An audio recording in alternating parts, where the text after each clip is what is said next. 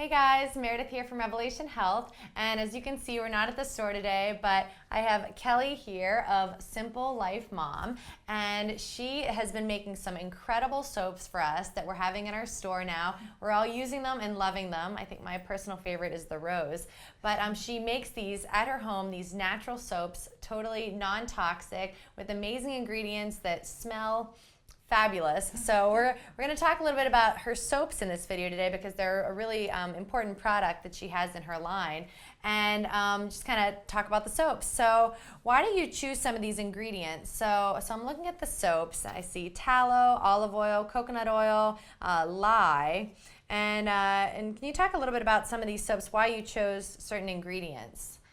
Well, different ingredients, especially, I'll put it like this. When you're making soap, you want to look at your ingredients in two categories. You have your lye water, and then you also have your oils. Okay. And the oils that you choose, each one of them are going to bring something different to the soap. So shea butter, coconut oil, olive oil, they'll all bring something different. Honey, castor oil, some of that will make the soaps more bubbly.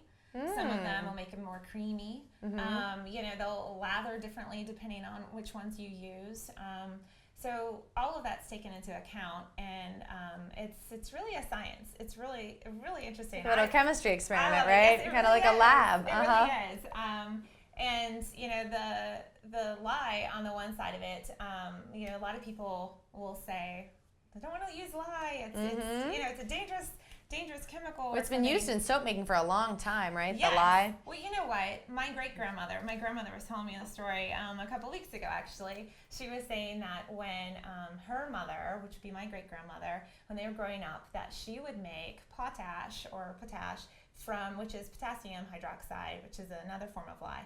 They would use that from the ashes from their fire. And what that does, it's a weaker lye, and it's an acid, just as the sodium hydroxide, the lye that I use for these is. But it'll make a softer soap. And so they would have a tin can, and it would be, because it's softer, they'd kind of scoop out a little bit to wash dishes or clothes or whatever. So that's one form. And then the sodium hydroxide that I use, the only way to describe it, it's more like if you would take salt water and saturate it with salt as much as you possibly can, and then you would put an electric geode, like a copper, not geode, sorry. Anyway, you would use an electrode in it and to basically zap it. And anyway, you would zap it until it releases.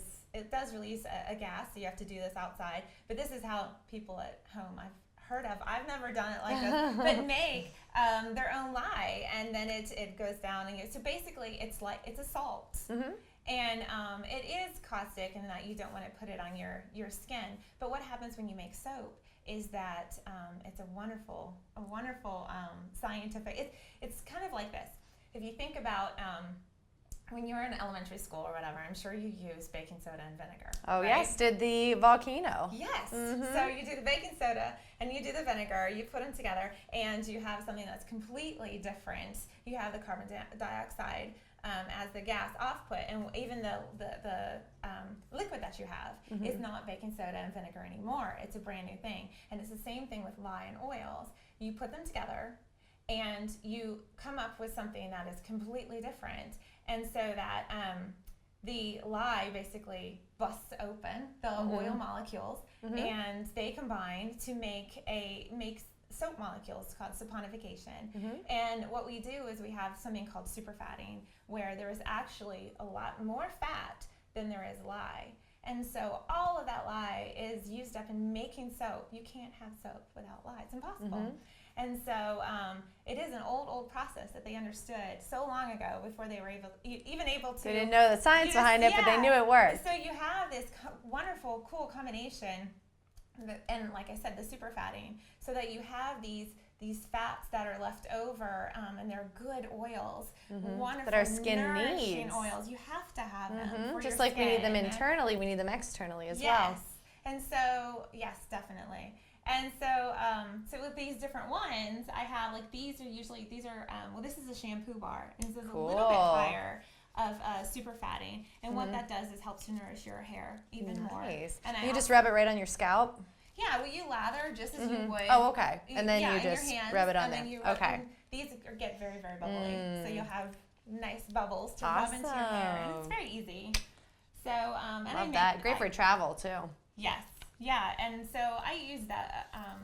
I use the different essential oils in them also because the different essential oils are going to bring different qualities to your skin, to your hair. And the aromatherapy benefit as well, because they smell amazing. Love that. And of course, like I have things like the acne charcoal, because even with the charcoal, it does a wonderful at pulling impurities out of your skin.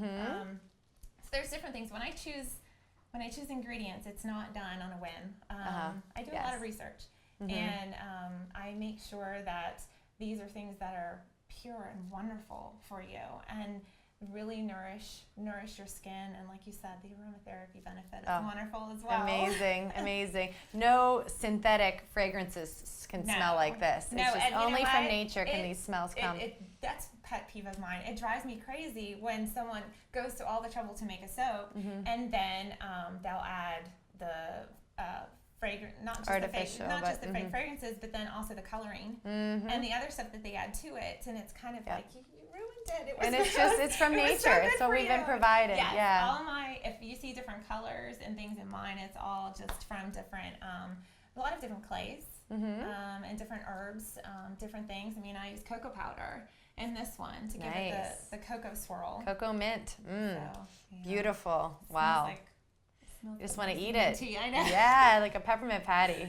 So yeah, but always natural, and I even the oils, like we mentioned at the beginning, they're always just the oils that will definitely be benefiting your skin the most.